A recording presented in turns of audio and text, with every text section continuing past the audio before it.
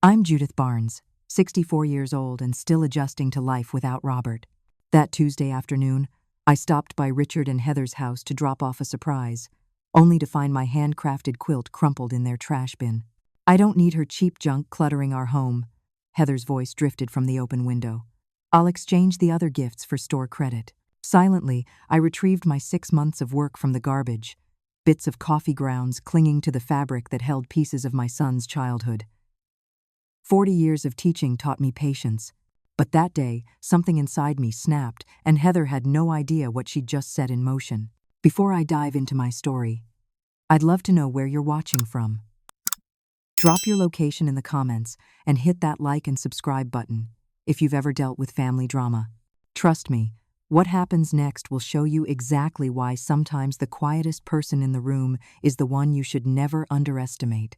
Robert and I built our life together over 40 years before cancer took him 5 years ago. He was my rock, my compass, the love who balanced my sometimes overly emotional nature with his steady pragmatism. We'd weathered life storms together, fertility struggles, career changes, and raising our only son, Richard. Robert's death left a void I'm still learning to navigate, especially during family milestones when his absence feels most profound. Richard was always a sensitive child, artistic and thoughtful like me, but with his father's analytical mind. He excelled in architecture, school, and landed a position at a prestigious firm in the city.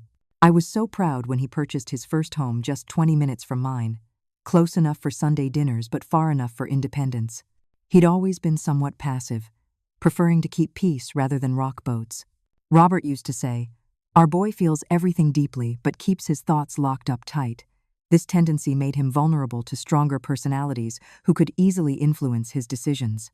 I first met Heather 3 years ago at a charity gala where Richard's firm had designed the venue. She appeared by his side, dazzling in a designer dress, her hand possessively wrapped around his arm. "Mom, this is Heather Sullivan," Richard introduced her, his eyes reflecting an admiration that bordered on awe. Something about her perfectly manufactured smile didn't reach her eyes, but I dismissed my reservations as typical mother-hen protectiveness. Richard seemed happy, and that was what mattered. Their courtship moved at whirlwind speed. Within 6 months, Richard proposed with a ring that cost more than his first car. The wedding followed quickly, an elaborate affair at the city's most exclusive venue where Heather's wealthy family spared no expense.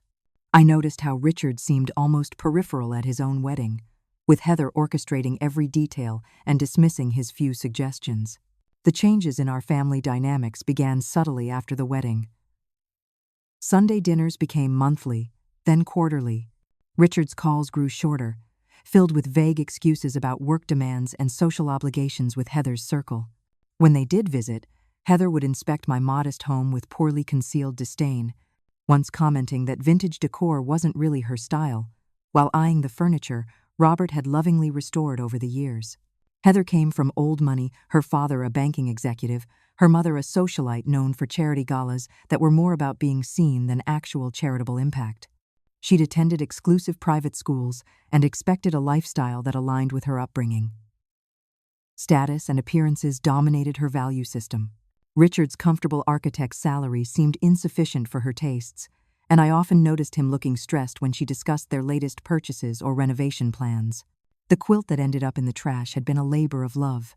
I'd secretly collected fabric scraps from Richard's childhood, pieces of his high school graduation gown, his first architectural design award ceremony tie, even patches from the camping tent Robert would pitch in our backyard for father-son campouts.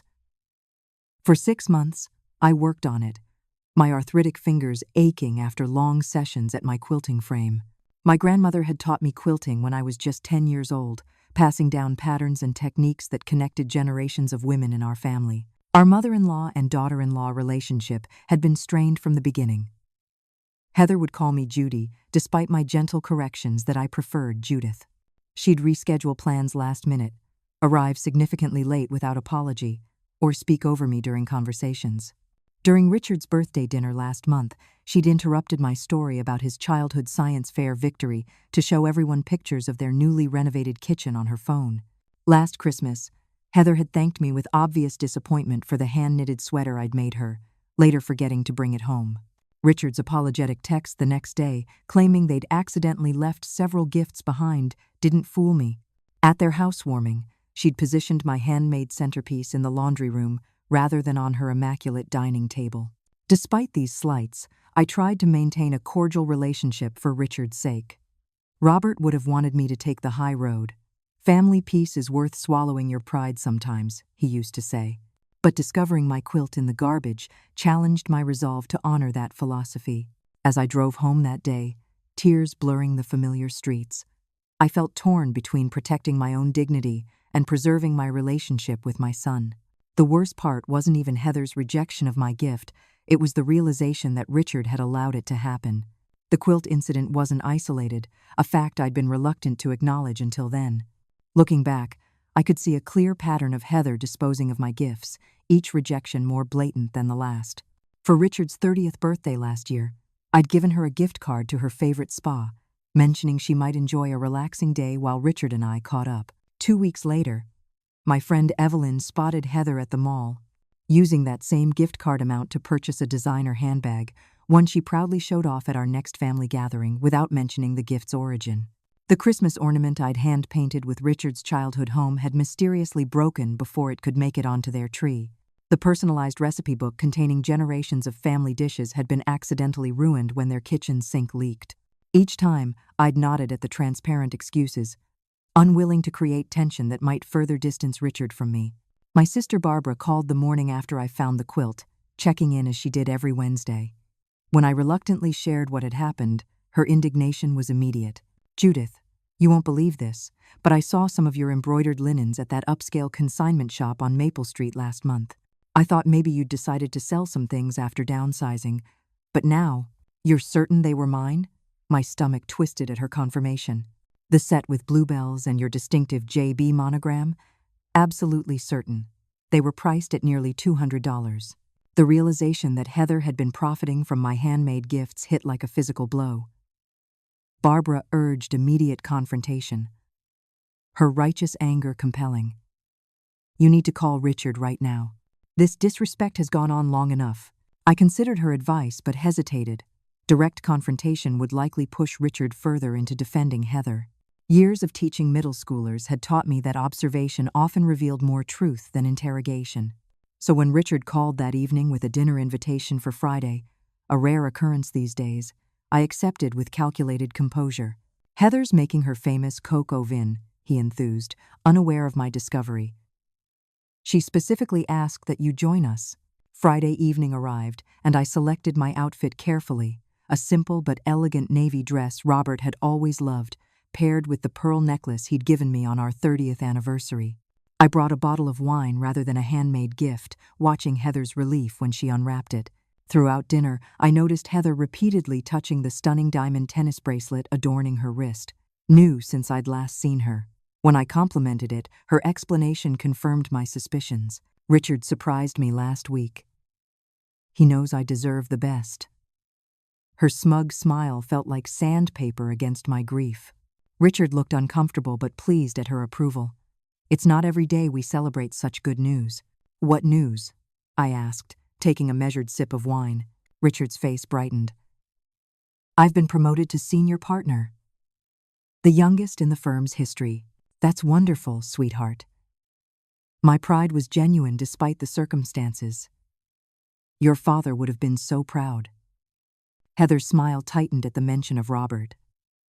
Throughout the evening, she managed several subtle digs about my quaint little house and how Richard had elevated himself from his humble beginnings. Each time, Richard would look momentarily pained but remain silent. While helping clear dinner dishes, I noticed all the framed photographs of Richard's childhood had disappeared from the walls. In their place hung expensive abstract art that seemed chosen to impress rather than express any personal taste. Later, while retrieving my coat from the guest room, I overheard Heather's sharp whisper to Richard in their bedroom across the hall. "You need to tell your mother to stop bringing up your father constantly. And honestly, her home is so tacky. Do you really want our future children exposed to that kind of dated influence? She's still grieving, Heather. It's been hard for her." Richard's defense was weak, his tone apologetic. "It's been 5 years, Richard. Normal people move on. And if she mentions my simple presentation style for the Andersons project one more time, Heather's voice dripped with disdain. I silently retreated, my heart breaking anew. The project she referenced had been one I genuinely complimented, unaware it was a sensitive point. The discovery that Heather wasn't just rejecting my gifts but actively trying to minimize my role in Richard's life, and potentially my future grandchildren's lives, felt like a knife twisting in my chest. As Richard walked me to my car later, I noticed his forced cheerfulness, the way his eyes wouldn't quite meet mine. For the first time, I saw clearly how Heather had systematically worked to separate us, and how Richard had become complicit in allowing it to happen. I drove home in silence, no longer feeling the heat of anger, but rather a cold determination. The time for passively accepting disrespect had ended. Something needed to change, not just for my sake, but for Richard's as well. The son I raised would never have allowed someone to treat his mother this way. Somewhere beneath Heather's influence, that son still existed, and I was determined to reach him. 3 days after the dinner, I invited Richard for coffee at the small bakery we used to frequent when he was in college. I chose neutral territory deliberately, hoping to speak honestly without the weight of either of our homes influencing the conversation. He arrived 15 minutes late, checking his phone repeatedly, a new habit I'd noticed developing over the past year. "I can't stay long, Mom," he said apologetically. "Heather and I have a meeting with the interior designer at 11. I nodded, deciding to be direct rather than waste precious time. "Richard, I need to talk to you about something important. I'm concerned about our relationship lately. We barely see each other, and when we do, there seems to be tension." He shifted uncomfortably. "We're just busy, Mom. The promotion means more responsibilities." "I understand busy, sweetheart. But there's something else happening here. I found the quilt I made in your trash last week." Richard's face flushed, then paled. "What were you doing going through our trash?" The deflection stung. "I wasn't going through your trash, Richard. I came by to surprise you with muffins from this very bakery and noticed the quilt corner sticking out of the bin. I kept my voice gentle but firm. That's not the point. The quilt represented months of work and pieces of your childhood. How did it end up there? Heather must have. We've been decluttering, getting ready to redecorate. It was probably a misunderstanding." His excuse sounded rehearsed. "A misunderstanding?" I repeated. "Richard, I overheard Heather calling it cheap junk." "That doesn't sound like a misunderstanding." Richard's expression hardened in a way that reminded me painfully of Robert when he felt cornered. "You were eavesdropping on my wife?" "Mom, you're being oversensitive. Heather has very specific design aesthetics, and your crafts don't always fit our home's style." "My crafts?" The dismissive term felt like a slap. "Richard, that quilt contained fabric from your graduation gown, your first architectural award ceremony, the tent you and your father camped in. These aren't just crafts, they're pieces of our family history." "That's exactly what I mean by oversensitive. It's just stuff, Mom. You can't expect us to keep everything forever just because it has sentimental value to you. Heather and I are creating our own traditions now." His tone had taken on Heather's dismissive edge. I took a deep breath. "Richard, this isn't just about the quilt. I've noticed a pattern of my gifts being discarded or mysteriously disappearing. Barbara even saw my monogrammed linens at a consignment shop. So you're having people spy on us now?" Richard's voice rose, drawing glances from nearby tables. "That's not what happened, and you know it." I struggled to maintain my composure. "This is about respect, Richard. Not just for me, but for the values your father and I raised you with." "Don't bring Dad into this," Richard snapped. "He would have understood that times change. He wasn't stuck in the past like you are." The unfair characterization of both me and Robert broke something inside me. "Your father valued family above everything else, Richard. He would be heartbroken to see how easily you've allowed Heather to come between us." Richard stood abruptly. "This conversation is over. I'm not going to sit here and be attacked." He gathered his coat. "And by the way, Heather thinks it would be best if you limit your involvement with the baby when it comes. Her parenting philosophy doesn't align with your old-fashioned ideas." "Baby? What baby?" I felt the room spin slightly. Richard looked caught, then resigned. We were going to tell you this weekend. Heather's 8 weeks pregnant. But given your attitude, maybe it's better if we maintain some distance until you can be more supportive of our family decisions." As he walked away, leaving me stunned at the table, Robert's voice echoed in my memory from his hospital bed 5 years ago. "Promise me you'll keep our family together, Jude," he'd whispered, his hand weak in mine. "Richard will need you even more when I'm gone." I sat alone in the bakery, tears sliding silently down my cheeks. The pregnancy news, which should have been a moment of joy, had been weaponized as the ultimate exclusion. The final rejection. The customers and staff politely averted their eyes as I gathered myself enough to leave. At home, I collapsed on our bed, still our bed despite 5 years without Robert. For the first time since his funeral, I allowed myself to completely break down. The sobs came from somewhere primal and deep. Grief for Robert mingling with the loss of the relationship I'd once had with my son. Barbara came over after my incoherent phone call, holding me while I cried. "Maybe Heather's right," I whispered when the tears finally subsided.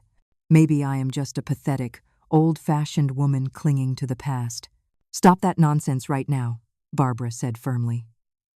"That girl is systematically isolating Richard from everyone who truly loves him. I've seen it before with my friend Eleanor's son." The wife cut her off completely. Eleanor didn't even meet her grandchildren until they were teenagers. The thought of not knowing my grandchild sent fresh pain through me. As we talked into the evening, Barbara shared her own difficult experiences with her daughter-in-law years ago, how they'd eventually found common ground through patience and clear boundaries. Just as Barbara was leaving, my phone chimed with a text from Richard. "Mom, we're announcing the pregnancy on Sunday at Heather's parents' house. You're welcome to come, but Heather is sensitive right now, so please don't bring up today's conversation. Also, Heather's mother is organizing a baby shower next month. Invitation to follow, but Heather asked me to mention they're requesting only items from their registry. No handmade gifts, please." The text felt like the final dismissal, reducing me to a guest rather than a grandmother, an outsider required to follow rules to be permitted access to my own grandchild. I showed Barbara, who shook her head in disbelief. "This has gone too far, Judith. You need to take a stand." After she left, I found myself in Robert's study, where I'd preserved his space exactly as he'd left it. "What would you do, love?" I whispered to the empty room. No answer came, but as I ran my fingers along his bookshelf, I noticed his dog-eared copy of The Art of War by Sun Tzu, a gift from his own father. The book fell open to a highlighted passage. "The supreme art of war is to subdue the enemy without fighting." Something shifted inside me as I read those words. I wouldn't fight Heather on her terms. That would only push Richard further away, but neither would I accept this treatment any longer. It was time to reclaim my dignity and, hopefully, help Richard recognize what was happening before he lost himself completely. The formal baby shower invitation arrived 3 days later, an elaborate creation of expensive cardstock and calligraphy. At the bottom, in small printed letters, "The parents-to-be are registered at Neiman Marcus, Pottery Barn Kids, and Restoration Hardware. To avoid duplications, please select only from registry items." I placed the invitation on my refrigerator with a magnet, a visible reminder of the battle ahead. This wasn't just about me anymore. It was about my unborn grandchild and what kind of family they would be born into. One built on genuine love and connection, or one constructed around appearances and material worth. I would find a way to reach Richard. But first, I needed a plan. The following Tuesday, I attended my weekly quilting circle at the community center, a gathering I'd nearly skipped in my emotional state. 6 of us had been meeting for over 20 years, stitching together through life's joys and sorrows. They'd supported me through Robert's illness and death, and now I desperately needed their collective wisdom. Martha, a retired judge with 5 grandchildren, listened intently to my situation before offering her perspective. "You're dealing with a classic power struggle, Judith. Your daughter-in-law sees you as competition for Richard's loyalty rather than as an ally in loving him. Confrontation will only entrench her position," added Eleanor, who'd experienced a similar situation years before. When I finally met my daughter-in-law on neutral ground, without my son present, I discovered her hostility stemmed from her own insecurities about fitting into our family. "Doris, always the pragmatist of our group, frowned. That's assuming Heather has redeeming qualities underneath all this. Some people are simply toxic, and boundaries become necessary for self-protection. As we stitched and discussed, different approaches emerged. From direct confrontation to complete withdrawal, neither extreme felt right to me. After our session, I stopped by the library and found several books on family psychology and the complex dynamics between mothers-in-law and daughters-in-law. The literature confirmed what my intuition suggested. This conflict wasn't unique to us, but rather a common family struggle exacerbated by personality differences and unspoken expectations. One passage particularly resonated. The mother-in-law divided by daughter-in-law relationship often becomes strained when both women are unconsciously competing for the same role, that of primary influence in the man's life.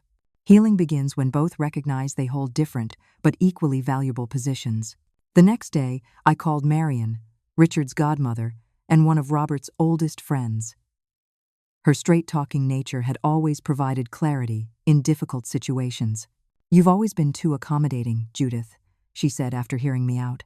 "Robert balanced that with his directness, but now you need to find that quality in yourself."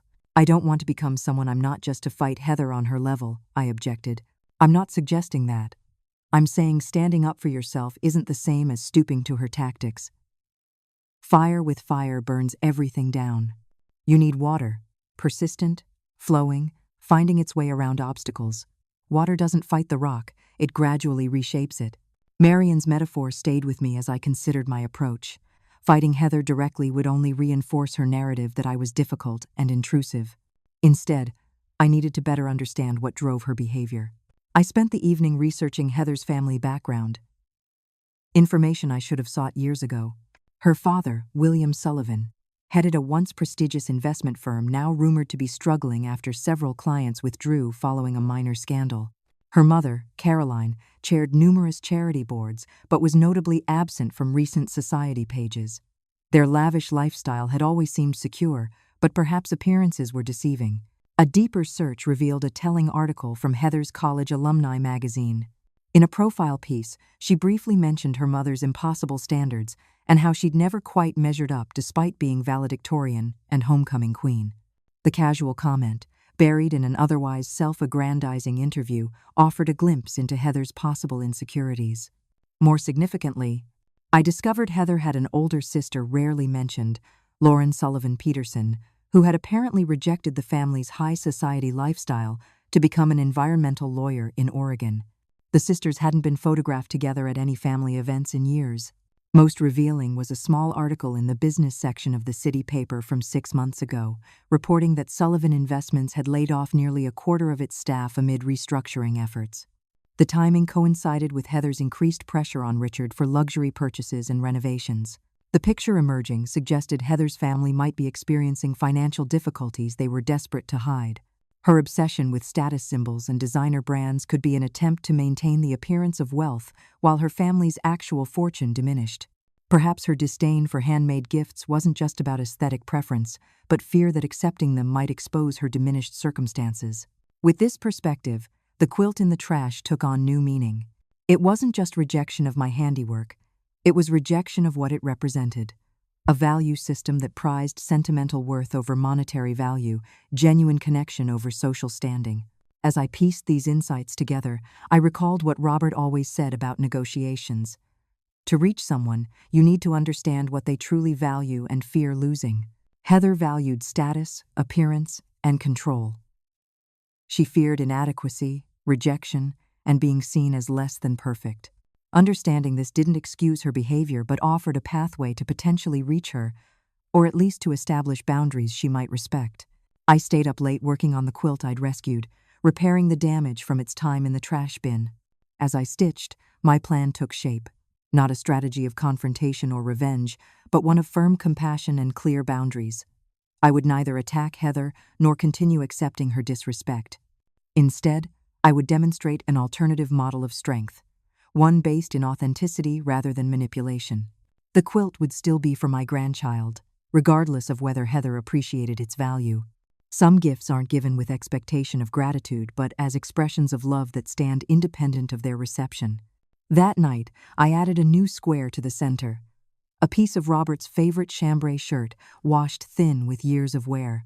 My grandchild would know their grandfather's legacy, even if only through the stories I would tell and the love sewn into every stitch. By morning, I had my approach clearly defined. I wouldn't fight Heather's fire with more fire. I would be water, clear, essential, and gently persistent. I would offer understanding without accepting disrespect, set boundaries without issuing ultimatums, and most importantly, I would remain authentic to myself while creating space for Heather to potentially reveal her more genuine self. I typed out notes from my research and insights, organizing them into actionable steps. The baby shower would be my first opportunity to implement this approach, a public setting where Heather would be both empowered by her supporters but constrained by social expectations. It would require careful navigation, but I felt prepared for the challenge. For the first time since finding my quilt in the trash, I felt a sense of calm resolve rather than reactive hurt. "We're going to find our way through this," I whispered to Robert's photograph on my nightstand. "For Richard, for our grandchild, and for the family you always wanted us to remain." The day of the baby shower arrived with perfect spring weather. Sunshine filtering through cherry blossoms outside the expansive windows of Heather's friend Stephanie's mansion. I'd prepared meticulously, selecting a conservative but fashionable blue dress and subtle pearl accessories. In my hands, I carried an elegantly wrapped box containing the expensive baby monitor from their registry, purchased with money I'd been saving for a kitchen renovation. The handmade quilt remained in my car trunk, unmentioned but present. Heather's mother, Caroline, greeted guests at the door with practiced charm that didn't quite reach her eyes. When she saw me, her smile tightened almost imperceptibly. "Judith, how lovely you could make it. Heather will be so pleased." The polite fiction hung between us like cobwebs. Inside, the decoration was a Pinterest-perfect display of gender-neutral greens and yellows. Every detail exuded careful curation and expense, from the organic flower arrangements to the hand-calligraphed place cards. About 30 women mingled, most unknown to me but wearing the uniform of Heather's social circle. Designer dresses, strategic highlights, and subtle jewelry that whispered rather than shouted its cost. Richard had been relegated to dropping by later with the other banished husbands and fathers. This was clearly a female-only ceremony of social standing, disguised as a celebration of new life. When Heather spotted me, she approached with the performative enthusiasm she reserved for public interactions. "Judith, thank you so much for coming." The air kiss beside my cheek carefully avoided actual contact. I handed her my gift with a warm smile. "Congratulations again, Heather.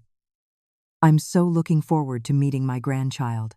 She accepted the package, obviously noting its weight and dimensions. "Compatible with a registry item." "How thoughtful of you to follow the registry. Some people just don't understand how important it is to have coordinated baby items." The pointed comment was surely directed at someone in her circle who had dared to deviate from instructions. "The registry was very comprehensive," I replied neutrally. "You've clearly thought of everything." Heather brightened at what she perceived as approval. "We hired the same baby consultant the Crawfords used for their nursery design. Everything is being custom-made in Switzerland." I nodded, watching as she placed my gift on a table already crowded with packages from high-end stores. The mountain of expensive presents seemed excessive for one small baby, but I kept this observation to myself. Throughout the carefully orchestrated games and activities, I observed Heather's interactions with others. She was particularly deferential to women with obvious wealth or social standing but dismissive of others, including her younger cousin who'd brought a handmade baby blanket. "Oh, how crafty," Heather had said, quickly setting it aside for a crystal picture frame from one of her mother's friends. When luncheon was served, a catered affair of tiny, artistic portions, I found myself seated next to an older woman who introduced herself as Heather's maternal grandmother, Ruth. "You're Richard's mother? I've heard so much about you," she said warmly. "All good things, I hope," I responded with a smile. Ruth's eyes twinkled. "Let's just say I recognize a kindred spirit when I see one. Heather takes after her mother. Everything must be just so." I was never quite proper enough for Caroline's taste either. Our conversation flowed easily, discovering shared interests in gardening and classical music. Ruth clearly didn't share her daughter and granddaughter's preoccupation with status, and I found myself genuinely enjoying her company. When gift opening time arrived, Heather sat in a decorated chair like a queen holding court, exclaiming with practiced delight over each present. My baby monitor received the expected polite acknowledgement before being quickly set aside for the next gift. Then came a moment that shifted the atmosphere. One of the guests, Lisa, apparently a colleague from Heather's former job, presented a beautifully hand-knitted baby blanket in soft cream wool. "I made this myself," Lisa said proudly. "It's merino wool, completely natural and hypoallergenic." To my surprise, Heather appeared genuinely moved. "Lisa, this is absolutely beautiful. I can't believe you made this." She ran her fingers over the intricate pattern. "It must have taken ages." "About 3 months," Lisa confirmed. "But it was a labor of love. My grandmother taught me to knit, and I've made one for each of my friends' babies. It's kind of my special gift. I'll treasure it," Heather said, and for once, her emotion seemed authentic. "This is so special." I watched this interaction with fascination. Why was Lisa's handmade gift acceptable, treasured, even, while mine had been trash-worthy? The inconsistency revealed something important about Heather's rejection of my offerings. Perhaps it wasn't handmade items she objected to, but specifically mine, or what I represented in her life. As the event continued, I excused myself to use the restroom. On my return, I overheard Heather's voice from a side room, the door slightly ajar. "Did you see Judith's gift?" "Exactly from the registry, nothing extra, nothing personal. Probably the cheapest option, too. She's trying to embarrass me." I paused, not wanting to eavesdrop, but transfixed by the unfairness of her assessment. "Heather, she got exactly what you asked for." Another voice, possibly Stephanie's, responded. "You can't complain about her following your instructions. You don't understand. Everything she does is calculated to undermine me. Richard doesn't see it because she plays the sweet, innocent mother role perfectly. I had 2 choices: retreat unnoticed or confront the situation." Taking a deep breath, I knocked lightly on the door before pushing it open. "I'm sorry to interrupt," I said calmly, but I couldn't help overhearing my name. Heather's face flushed crimson, caught in her duplicity. "Judith." "We were just discussing my gift," I heard. I maintained my composure despite my racing heart. "Heather, if you have concerns about my intentions, I'd prefer you address them directly with me rather than speculating to others." Stephanie murmured something about checking on the desserts and quickly escaped, leaving Heather and me alone. "I don't know what you think you heard, but you're misinterpreting," Heather attempted, her voice brittle. "I heard you suggest I was trying to embarrass you by following your registry requirements," I replied evenly. "And I heard you call my handmade gifts outdated, sentimental junk last month. It seems I can't win either way. You were spying on me?" Heather's eyes narrowed, shifting to offense as her preferred defense. "No, I overheard you when I came to surprise you and Richard with baked goods. Just as I overheard you now. But that's not the point, Heather. The point is, we were interrupted by Richard's unexpected appearance in the doorway. His expression indicated he'd heard at least part of our exchange. "What's going on?" he asked, looking between us with confusion. Heather immediately transformed, tears welling in her eyes. "Your mother is confronting me at my own baby shower. She deliberately bought the cheapest item on our registry to make me look bad, and now she's cornering me when I'm supposed to be celebrating." I opened my mouth to correct this wild mischaracterization but stopped myself. Engaging in a she said debate would only make the situation worse. Instead, I turned to my son with dignity. "Richard, I selected a gift from the registry as requested. I'm sorry if it didn't meet expectations. I should return to the party. Your wife's friends are waiting to continue the celebrations." As I moved to leave, Richard's hand on my arm stopped me. "Mom, wait." For the first time in months, he really looked at me, not through the lens of Heather's narratives, but with his own eyes. Something in his expression had changed, a flicker of the sun I knew returning. "Heather, what did you mean about my mother's handmade gifts being junk?" "When did you say that?" The question hung in the air, a small crack in the facade Heather had constructed. Her momentary silence spoke volumes. I gently removed my arm from Richard's grasp. "This isn't the time or place, sweetheart. We can talk later." With that, I returned to the party, leaving them to whatever conversation would follow. For the remainder of the shower, Heather was noticeably subdued. When it concluded, I thanked the hostess and prepared to leave without fanfare. The quilt remained in my car, unmentioned and ungiven. Direct confrontation had revealed the limits of Heather's facade, but hadn't opened any doors to genuine reconciliation. Another approach would be necessary, one that addressed the root causes rather than just the symptoms of our broken relationship. As I drove home, I reflected on what I'd witnessed. The shower had confirmed my suspicions about Heather's insecurities and inconsistencies, but had also shown me something unexpected: her capacity for genuine appreciation when she felt secure. The handmade blanket from Lisa had touched something real in her. Perhaps there was an opening there, a different approach I hadn't yet considered. Richard called that evening, his voice tired. "Mom, I'm sorry about what happened today." "It's all right, Richard.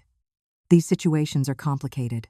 "No, it's not all right," I heard what Heather said. "And it's not the first time, is it?" I paused, weighing my response carefully. "I think we all need some time to reflect, Richard. You're about to become a father. That's what matters now. We can sort through the rest later." After we hung up, I sat in Robert's chair, wishing more than ever for his guidance. The confrontation hadn't gone as planned, but perhaps it had been necessary, a catalyst for change rather than a resolution in itself. The real work would begin now, finding a path forward that honored my own boundaries while creating space for healing. For Richard's sake, for the unborn grandchild's future, and for my own peace of mind, I needed to find that balance. The day after the shower, I woke with newfound clarity. Fighting fire with fire had created exactly what one would expect. More heat, more damage, but no real progress.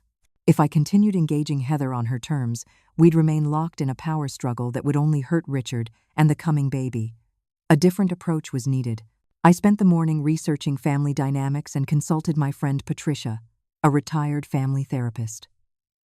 Over coffee in my garden, she offered valuable perspective. "From what you've described, Heather's behavior suggests deep-seated insecurities, masked by perfectionism and status-seeking," Patricia explained. "Her extreme reaction to your homemade gifts might be less about the gifts themselves and more about what they represent, an authentic, confident identity she fears she lacks." "So my very existence threatens her?" I asked, deadheading a spent rose as we talked. "Not your existence, your confidence in who you are. You know yourself, Judith. You're comfortable in your skin, connected to your values. People like Heather, raised with conditional love based on performance and appearance, often feel like imposters. Your authenticity highlights what she feels she's missing." This perspective shifted my understanding. I recalled the article mentioning Heather's strained relationship with her mother, the impossible standards she'd never quite met. Perhaps beneath the polished exterior was a wounded person desperately trying to prove her worth through external validation. "What approach would you suggest?" I asked Patricia. Counterintuitive as it might seem. Genuine compassion, coupled with firm boundaries. See the wounded person behind the behavior without accepting mistreatment. And find ways to connect that don't trigger her competitive instincts. After Patricia left, I researched more deeply into Heather's background. Through social media connections and public records, I discovered her parents had divorced when she was 12, something she'd never mentioned. Her father had remarried quickly to a much younger woman, while her mother had thrown herself into social climbing. School records showed Heather had transferred from public school to an elite private academy in 10th grade, suggesting her family's wealth might be more recent than she portrayed. Most tellingly, I found an article about Heather's estranged sister Lauren, who had apparently rejected the family's materialistic values after college, choosing environmental law over the corporate path her parents had planned. The sisters hadn't been photographed together in years, suggesting a significant rift. These discoveries painted a picture of a family defined by appearance rather than connection, explaining much about Heather's fixation on status and her discomfort with genuine emotion. It didn't excuse her behavior toward me, but provided crucial context for understanding it. Armed with these insights, I decided to take a calculated risk. Rather than waiting for Richard to mediate or for another family occasion to force interaction, I would seek out Heather directly. Not for confrontation, but for honest conversation. I discovered from Richard's casual mention that Heather frequented an upscale cafe near her office every Tuesday afternoon. The following week, I arrived early, selecting a quiet corner table and ordering tea while I waited. When Heather entered precisely at 3, her surprise at seeing me was momentarily unguarded before her composed mask slipped back into place. "Judith, what are you doing here?" She clutched her designer handbag a little tighter. "I was hoping to speak with you privately," I said calmly. "Just the two of us, without misunderstandings or interruptions. Would you join me for a few minutes?" Hesitation flickered across her face, then resignation. Social conditioning made it difficult for her to refuse such a direct request in public. She slid into the chair opposite me, maintaining her defensive posture. "If this is about the shower, I have nothing to apologize for. You were the one who created a scene. I'm not here for apologies, yours or mine," I replied evenly. "I'm here because we're going to be connected for life through Richard and this child. We can either find a way forward or continue making each other miserable." "I'd prefer the former." My directness seemed to catch her off guard. "What do you want from me, Judith?" "Understanding, to start. I want to understand your expectations and share mine." Clear communication might have prevented many of our misunderstandings. For the next hour, we engaged in the most honest conversation we'd ever had. I acknowledged her strengths, her organizational skills, her dedication to Richard's career advancement, her clear vision for their future. I expressed my desire to support, not compete with, her role as my grandchild's mother. "I don't expect to agree on everything," I told her. "But I do expect basic respect, the same respect I intend to show you." Heather maintained her guardedness but seemed to be listening more openly than ever before. When I mentioned my hurt at finding my handcrafted quilt discarded, something in her expression shifted. "Those handmade things. They're just not my aesthetic," she said, less defensive than before. "Our home has a certain style. I understand having a design vision," I replied. "But there's a difference between politely declining a gift and throwing it away without acknowledgement of the time and thought behind it. One preserves dignity on both sides, the other causes pain." For the first time, Heather seemed to consider this perspective. "I suppose I could have handled it differently," she conceded reluctantly. As our conversation continued, Heather gradually revealed glimpses of her true circumstances. Her parents' promised financial contribution toward the baby's nursery had fallen through. Her father's business was struggling more than she'd admitted. The pressure to maintain appearances while managing reduced resources was clearly taking a toll. "Richard doesn't fully understand," she confessed, fatigue momentarily breaking through her facade. "He thinks we can just scale back, live more simply. But that's not how it works in my world. Once you step down the ladder, you're never invited back up." "And your world is the one that matters?" I asked gently. "It's the one I know," she replied, a rare moment of vulnerability. "The one I was raised to navigate." I recognized an opening and took it. "Heather, I'm not trying to change your values or lifestyle, but I want you to consider that there are different forms of security and wealth. The relationships we build, the love we give freely, these sustain us when material things cannot." Heather's phone chimed with a text, breaking our moment of connection. She checked it and immediately tensed. "I need to go. Richard's waiting." As she gathered her things, I made one final offer. "I'd like to help with the baby. Not to take over, but to support you both." Practical help, no strings attached. Suspicion immediately returned to her expression. "Why would you do that after everything?" "Because despite our differences, we both love Richard. And I already love this child, sight unseen. That's what family does, or at least what it should do." Heather stood, composure fully restored. "I'll think about it. But don't expect things to change overnight, Judith. Some dynamics are too established to simply reset." "I don't expect miracles," I assured her. "Just openness to possibility." As she walked away, her posture straight and defensive once more, I noticed the slight scuff marks on her designer heels.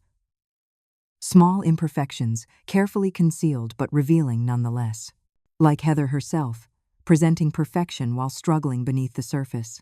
I paid the bill and left, feeling neither victory nor defeat, but something more nuanced, the tentative first steps on a long, uncertain path. I'd planted seeds of understanding that might eventually take root, though the ground between us remained rocky and untilled. That evening, I called Richard, keeping my tone light as I inquired about their preparations for the baby. He seemed surprised by my lack of reference to the shower incident or my meeting with Heather. "She mentioned seeing you today," he said cautiously. "Yes, we had tea. A good conversation." "She didn't." "Elaborate." His tone suggested curiosity mingled with worry. "Just two women getting to know each other better," I replied simply. "No drama, no ultimatums, just honest talk." Richard's relief was audible. "Thanks, Mom, for trying." After we hung up, I returned to the quilt, adding a new border in subtle colors that might complement even Heather's modern aesthetic. Whether she would ever accept it remained uncertain, but its creation had become symbolic of my approach, adapting without abandoning my essential nature, finding middle ground without surrendering my values. The path ahead wouldn't be smooth or straight, but I'd taken the first step away from confrontation toward potential reconciliation. Not by erasing myself or accepting disrespect, but by offering understanding while maintaining clear boundaries. It was the balance Robert would have counseled, and the approach that honored both who I was and who I aspired to be. A week after my meeting with Heather, Richard appeared unexpectedly at my door on a rainy Saturday afternoon. He stood awkwardly on the porch, looking more like the uncertain teenager who'd once crashed the family car than the confident architect he'd become. "Mom," he said simply, "can we talk?" I welcomed him in, noticing immediately that something had shifted. The defensive posture he'd adopted in recent months, shoulders slightly raised, jaw tight, had relaxed. He accepted the offered coffee and followed me to the kitchen, where he ran his fingers along the worn oak table where we'd shared countless family meals. "I haven't been here alone in. I can't even remember how long," he said, settling into his usual chair. The one that had been his since he was tall enough to sit without a booster. "You're always welcome," I replied, placing homemade banana bread between us, his childhood favorite. "With or without Heather?" He nodded, breaking off a piece but not eating it.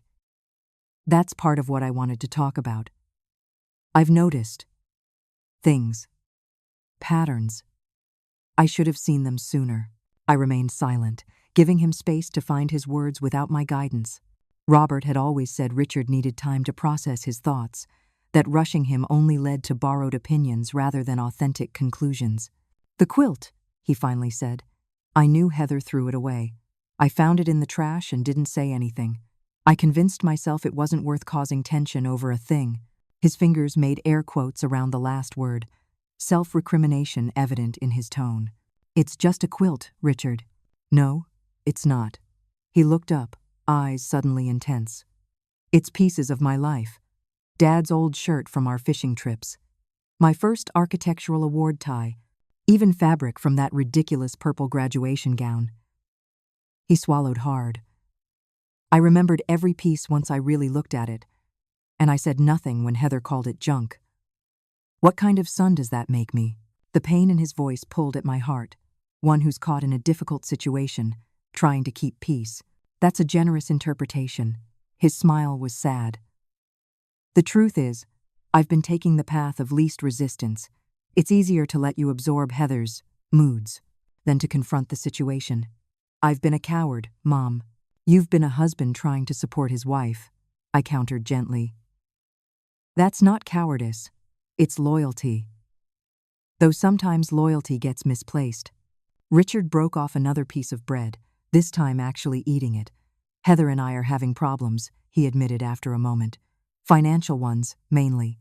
Her parents promised substantial help with the baby expenses but then backed out. Apparently, her father's business has been struggling for years. That must be stressful for both of you." He nodded. "Heather has expectations about our lifestyle. The right neighborhood, the right schools, the right social circle. I thought I could make her happy by providing those things. But it's never enough. We're stretched to the breaking point financially. And with the baby coming," his voice trailed off, and I resisted the urge to offer solutions. This was his journey to navigate. What would Dad say about all this? He asked suddenly. The unexpected question brought a lump to my throat. Your father valued authenticity above all else. He'd probably say that a life built on appearances is like a house with no foundation, impressive until the first strong wind. Richard nodded, eyes distant. I remember when I got my first big promotion, and Dad took me to that dive bar instead of the fancy restaurant I suggested. He ordered the cheapest beer and said, "Success that changes who you are isn't success at all." He smiled at the memory. I didn't really understand then. And now? I prompted. Now I'm living in a showcase home I can barely afford, driving a luxury car with crushing payments, and watching my wife spend money we don't have to impress people she doesn't even like. He rubbed his face wearily. All while pushing away the people who actually care about me. The rawness of his self-assessment hung between us. I reached across the table to squeeze his hand. It's never too late to course correct, Richard. I'm not sure Heather can change, he admitted, or wants to. Her entire identity is wrapped up in this lifestyle. Then the question becomes whether you can accept that difference in values, not whether you can change her, I replied carefully. No relationship is perfect. Your father and I certainly had our struggles. Richard looked surprised. You and Dad? But you were always so solid. Solid, yes. But that came through work. Not magical compatibility. We disagreed plenty, especially early on. Remember his motorcycle phase? Richard laughed for the first time since arriving. The Harley you hated. I didn't hate the motorcycle itself. I hated the risk. After losing my father to an accident, I was terrified of history repeating. But your father needed that freedom, that little rebellion against corporate conformity. So we compromised. Extra safety gear. No night riding. And I learned to embrace the parts of the experience I could enjoy. Weekend rides to the mountains. Picnics by the lake. I never realized, Richard murmured, because we didn't make you children carry the weight of our conflicts. We worked through them privately and presented a united front. I paused, choosing my next words carefully. That's different from suppressing your own needs or values to avoid conflict altogether. We talked for hours as afternoon faded to evening. Richard shared his growing concerns about Heather's controlling behavior, her dismissal of his friends, her constant criticism of his parents' modest lifestyle. I mostly listened, offering perspective without dictating solutions. When he mentioned the baby, his expression softened with genuine joy despite the circumstances. I'm scared, Mom. About being a father. About raising a child in this atmosphere. Fear is normal, I assured him. Every parent feels it, but Richard, remember that this child will have you, your kindness, your creativity, your values. That counts for more than designer nursery furniture. As twilight deepened, Richard spotted the repaired quilt folded over my sewing chair. He walked over and touched it reverently. You fixed it. Of course, it's for my grandchild. He picked it up, examining the meticulous stitching. Can I take it? I need to do something right here. It's yours, I said simply. It always was. Richard hugged me tightly before leaving, the quilt carefully tucked under his arm. I've missed you, Mom. Really missed you. I've been here all along, I reminded him gently. I know. I'm the one who went away. His expression grew determined. But I'm finding my way back. After he left, I sat in Robert's chair, feeling my late husband's presence more strongly than I had in years. You'd be proud of him, I whispered to the empty room. He's remembering who he is. Whatever happened next would depend on choices Richard and Heather made individually and together. I couldn't control those outcomes, but I had restored my own integrity and reclaimed my relationship with my son. For tonight, that was enough. 2 months passed with cautious improvement in our family dynamics. Richard visited more frequently, sometimes alone, sometimes with Heather, who remained polite but distant. They'd accepted my offer to help prepare frozen meals for after the baby's arrival, a practical contribution that seemed to breach fewer of Heather's defenses than emotional or sentimental offerings. Then, on a stormy Wednesday night in April, a full 6 weeks before her due date, my phone rang at 2:17 a.m. Richard's panicked voice cut through my sleep-fogged mind. Mom, Heather's in labor. It's too early. We're at Metropolitan Hospital. Her water broke and there's blood and… I'm on my way, I interrupted, already pulling on clothes. Have you called her parents? Left messages. They're in Aspen at some charity event. Mom, the doctors look worried. Stay calm for Heather. I'll be there in 20 minutes. I broke several speed limits driving through the deserted pre-dawn streets. The hospital emergency entrance glowed like a beacon in the darkness as rain lashed against my windshield. Inside, I was directed to the maternity floor where I found Richard pacing the waiting room, face ashen. They took her for an emergency ultrasound, he explained, hands trembling. Something about placental issues. They won't let me in yet.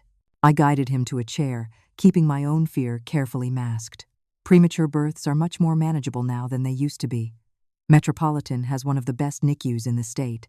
For the next hour, we waited in tense silence, occasionally broken by Richard's updates from texts with nurses. Finally, Heather's parents arrived.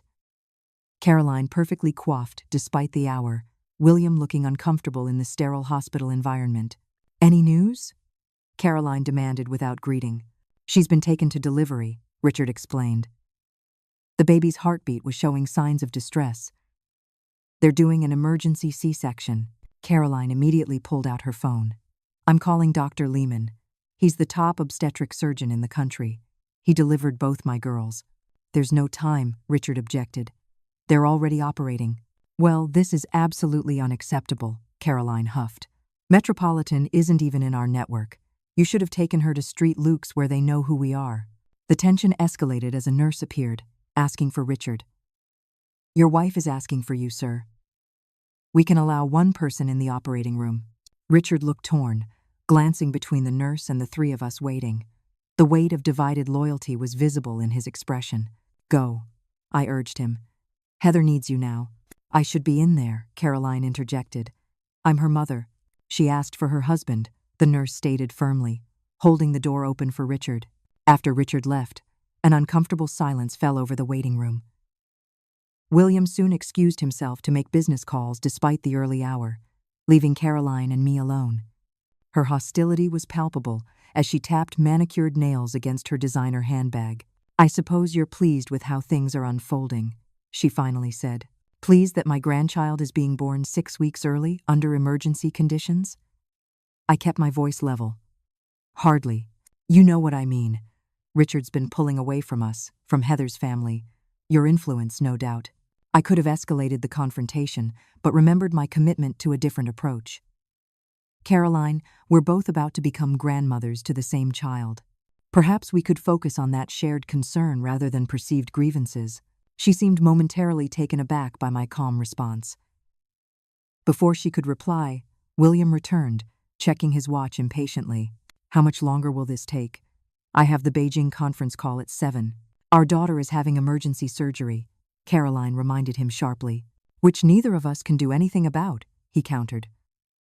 I've already rescheduled yesterday's meetings for this baby shower business. Peterson needs an answer on the merger before markets open.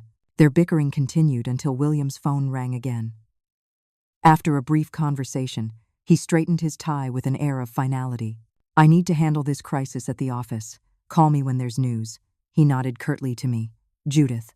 As he walked away, I noticed Caroline's hand trembling slightly as she adjusted her pearl necklace, a nervous gesture at odds with her composed facade. In that moment, I glimpsed what Heather's childhood might have been like. Appearances prioritized over presence, business over family connection. Would you like some coffee? I offered gently. This could be a long wait. Caroline hesitated, then nodded.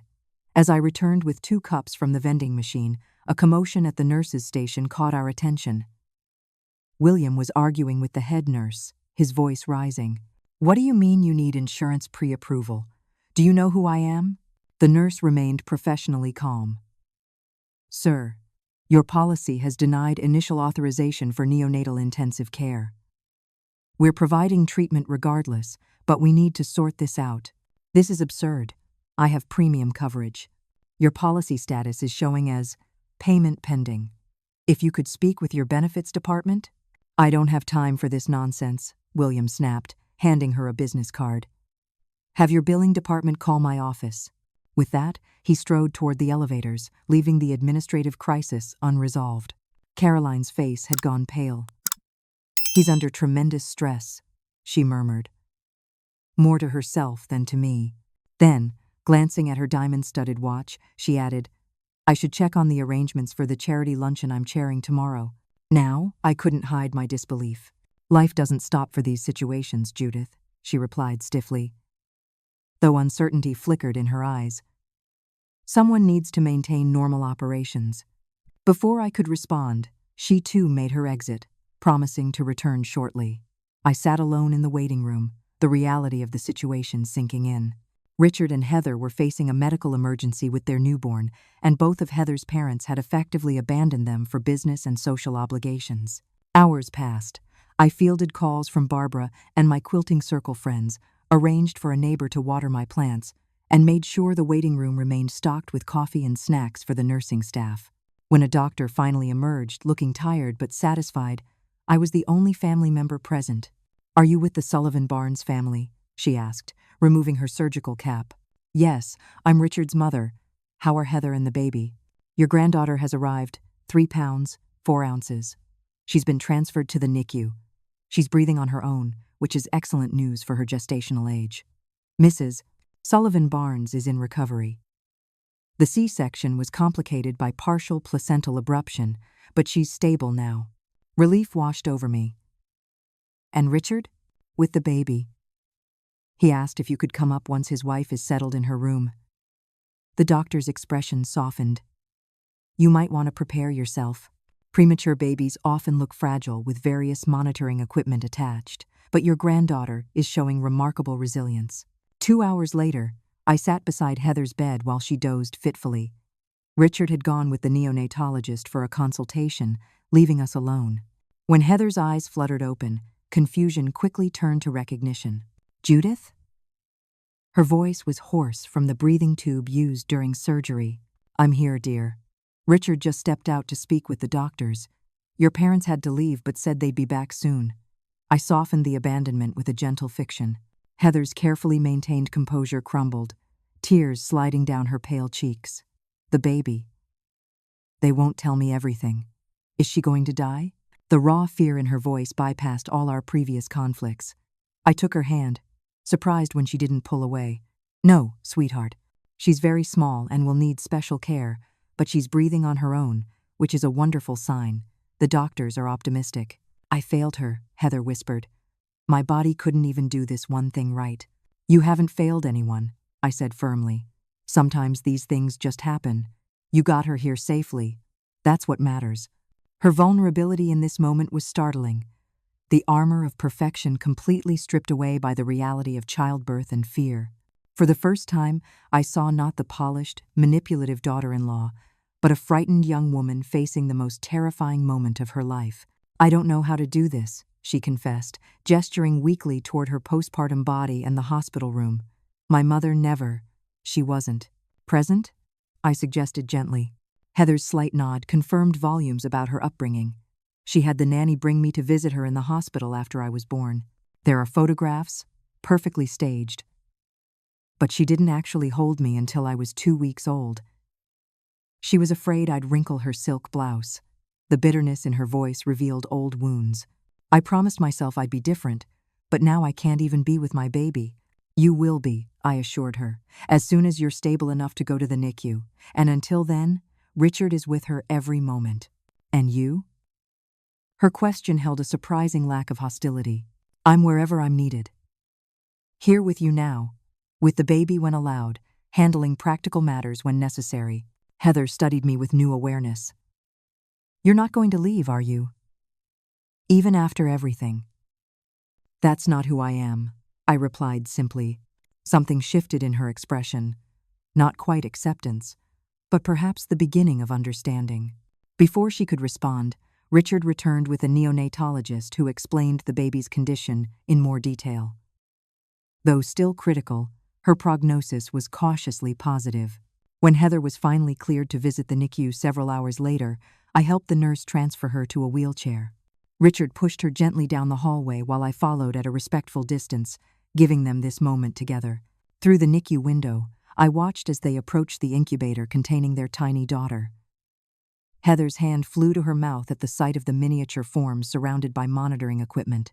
For a moment, I feared she might collapse under the weight of the reality before her. Instead, she reached out tentatively toward the small opening in the incubator, touching her daughter's tiny hand with one finger. The baby reflexively grasped it, a primal connection that transcended Heather's carefully constructed world. As I watched this tableau, a NICU nurse approached me, smiling warmly. "Are you Grandma?" "Yes," I answered, emotion making my voice thick. "Your son mentioned you made a special quilt. We'd love to use it in the incubator if you have it." Handmade quilts are ideal for preemies, soft against their sensitive skin, and they carry the scent of family, which helps with bonding. "The quilt?" I echoed, confused. But I thought. Just then, Richard emerged from the NICU, holding a familiar bundle. "I brought it, Mom, the night you gave it to me." I showed Heather. We had a long talk. He unfolded the quilt, revealing the lovingly repaired stitching. "The nurses think it would be perfect for Lily." "Lily?" I repeated, tears gathering. "Lily Judith Barnes," Richard confirmed. "If that's okay with you." I couldn't speak, simply nodding as emotion overwhelmed me. The NICU nurse took the quilt, explaining they would sterilize it according to protocol before placing it in the baby's environment. Later that evening, I stood beside Heather's wheelchair at the incubator, watching our tiny Lily sleep on the quilt that had once been discarded as junk. The pastel colors complemented the hospital's clinical environment, adding a touch of home to the sterile setting. "It's beautiful," Heather admitted quietly. "The patterns, the craftsmanship. I didn't really look at it before." Her fingers traced the edge outside the incubator. "Did you really make this from Richard's old clothes?" "And Robert's," I confirmed. "That blue patch by her head is from his favorite shirt. He would have been so proud to be her grandfather." Heather was silent for a long moment. "My parents still haven't called," she finally said, voice flat. "The nurse told me they left hours ago." I placed a gentle hand on her shoulder, expecting her to shrug it off. Instead, she reached up and gripped my fingers with surprising strength. Would you show me how to make something like this someday? For Lily?" The request was hesitant, almost embarrassed. "I never learned anything like this. My mother said crafts were for people who couldn't afford to buy quality items." "I would be honored," I replied softly. "Every stitch is a bit of love made visible. That's something no store-bought item can provide, no matter the price tag." As we watched Lily's tiny chest rise and fall, surrounded by the quilt's embrace, the sterile hospital room felt suddenly warmer. The road ahead would still hold challenges. Heather's deeply ingrained patterns wouldn't change overnight, nor would the complex dynamics between us immediately resolve. But in this quiet moment of shared vulnerability and connection, something new had begun to take root, a tenuous bridge across the chasm that had separated us for so long. 1 year later, Lily's first birthday celebration filled my backyard with laughter and sunshine. The contrast with the sterile hospital environment where she'd spent her first 6 weeks couldn't have been more striking. Now, a healthy, curious toddler with Richard's thoughtful eyes and Heather's determined chin, Lily tottered between guests, accepting affection with solemn dignity before breaking into unexpected, dazzling smiles. The changes in our family over the past year had been as remarkable as Lily's growth. While far from perfect, our relationships had evolved in ways I couldn't have imagined that day I found my quilt in the trash. Heather and I had established a cautious but genuine rapport. The shared crisis of Lily's premature birth had cracked her carefully constructed facade, revealing the vulnerable woman beneath. During the long NICU days, she'd gradually shared more about her childhood. The conditional love tied to achievement, the emphasis on appearance over authenticity, the subtle competition her mother had fostered between Heather and her sister Lauren. My mother once returned a Mother's Day card I made because the glitter wasn't applied evenly. She'd confessed one evening as we took turns sitting with Lily. She said it reflected poorly on her parenting if I produced substandard work. Such revelations had helped me understand her rejection of handmade gifts, not as personal slights but as triggers for painful memories. Understanding didn't excuse her behavior, but it created space for empathy and change. Now, watching Heather arrange homemade decorations for Lily's party, simple paper flowers we'd created together during our weekly crafting sessions. I marveled at her transformation. The woman who once sneered at cheap junk had discovered joy in creating with her own hands. My quilt, once trash-bound, now held pride of place in Lily's nursery, displayed prominently on the wall above her crib rather than hidden away. Heather had even begun a small quilt of her own, her stitches improving with patient practice. "It won't be as good as yours," she'd said, when showing me her progress. "But Lily will know it was made with love." Richard, too, had found his equilibrium, reclaiming the quiet confidence that had been overshadowed by Heather's domineering personality. The financial strain had eased after he'd insisted on downsizing to a more modest home against Heather's initial protests. The difficult conversations that followed had nearly fractured their marriage, but ultimately led to greater honesty between them. "We're happier with less," Richard had told me recently. "Without the pressure to keep up appearances, we actually enjoy what we have." Heather's parents remained largely peripheral figures, sending expensive gifts but rarely visiting. Their absence was most noticeable in contrast to my regular involvement. Caroline occasionally joined our family dinners, though William consistently found business reasons to decline. The status-driven values they'd instilled in Heather were slowly being replaced by different priorities centered around genuine connection rather than impression management. Most surprisingly, Heather had tentatively reconnected with her estranged sister Lauren. Their reunion had been awkward but hopeful, years of distance giving way to cautious curiosity. Lauren, with her straightforward manner and environmental law practice, represented a road not taken for Heather, one she now viewed with interest rather than dismissal. As I arranged the birthday cupcakes, homemade by Richard with Lily helping, Barbara approached with a knowing smile. "Remember that day you found the quilt in the trash? You were ready to declare all-out war." I laughed, thinking how distant that fury now seemed. Revenge would have been temporarily satisfying but ultimately hollow.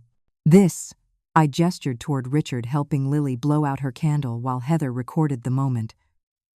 "This is the victory I didn't know to hope for." Later, as the party wound down, Heather approached me holding a sleeping Lily against her shoulder. The confident facade she'd once maintained had softened into something more genuine, still proud but no longer brittle with insecurity. "I need to say something," she began, uncharacteristic uncertainty in her voice. "Thank you for not giving up on us, for seeing something worth salvaging when I was at my worst. We're family," I said simply. "Imperfect, complicated, but family nonetheless. You had every right to hate me after how I treated you." She adjusted Lily gently as the baby stirred. "My mother called yesterday. Did I tell you? She's hosting a charity gala next month and invited her friends to see pictures of her designer grandchild nursery. I told her the nursery was designed by you and me together, with handcrafted elements we'd made ourselves." "How did she respond?" I asked, imagining Caroline's horror. She was appalled. Heather's smile held newfound confidence. "Then I told her those handmade items were more valuable than anything money could buy, that my daughter would grow up knowing worth isn't measured by price tags." "That took courage," I acknowledged, touched by her growth. "I had a good example." She hesitated, then added, "Lily will have a better childhood than I did. She'll know she's loved for who she is, not what she achieves or how she appears." As the last guests departed, Richard, Heather, Lily and I sat in comfortable silence on my porch swing. The same swing where Robert and I had spent countless evenings, where Richard had taken his first steps, where I'd nursed my grief after becoming a widow. Now it held a new generation, the circle continuing despite all attempts to break it. Richard's arm draped casually around Heather's shoulders, while Lily slept peacefully between them. The territorial tension that had once defined Heather's interaction with me had gradually given way to something approaching partnership, different roles unified by shared love for the same child. "Mom," Richard said softly, "we've been thinking. Lily should spend one afternoon a week here with you. A special grandma day, just the two of you." The offer, representing trust I'd once feared permanently lost, brought tears to my eyes. "I'd love that more than I can say. And maybe," Heather added hesitantly, "you could continue teaching me quilting? I'd like to finish Lily's birthday quilt before she turns 2. "Anytime," I promised. "Your stitches are getting quite even." The simple compliment brought a flush of pleasure to Heather's cheeks, genuine pride in actual accomplishment rather than purchased perfection. Small steps, but meaningful ones. As twilight descended and they prepared to leave, I handed them a small package, a framed photograph of 4 generations. My mother, myself, Heather holding Lily. I'd had Barbara take it at Lily's baptism, a moment when our complicated family had presented a united front. "For your new home," I said. Heather traced the frame with gentle fingers. "It's beautiful. And real. The strongest threads in any family tapestry are forgiveness and understanding," I told them, watching as Richard secured Lily's car seat with practiced care. "Sometimes the people who reject our gifts most harshly are those who need them the most." As their car disappeared down the driveway, I remained on the porch, savoring the peaceful aftermath of celebration. The journey from that trash bin discovery to today had been neither straight nor easy. There had been setbacks, misunderstandings, old patterns reasserting themselves. The work of healing family wounds was ongoing, requiring constant tending like any living thing. But watching the genuine joy on Heather's face as she sang to her daughter, seeing Richard's renewed confidence as a husband and father, holding Lily's trusting hand in mine, these moments confirmed that choosing understanding over revenge had been the right path. Not the easiest or most immediately satisfying, but ultimately the most rewarding. What had begun as a story of rejection and potential revenge had transformed into something far more powerful, a testament to the possibility of change, the strength of patience, and the enduring power of love, freely given without expectation of return. I hope my story resonates with those of you facing similar family challenges. Have you ever experienced rejection that later led to unexpected growth or reconciliation? I'd love to hear your stories in the comments below. If this journey touched your heart, please hit that like button and subscribe to join our community of real-life storytellers.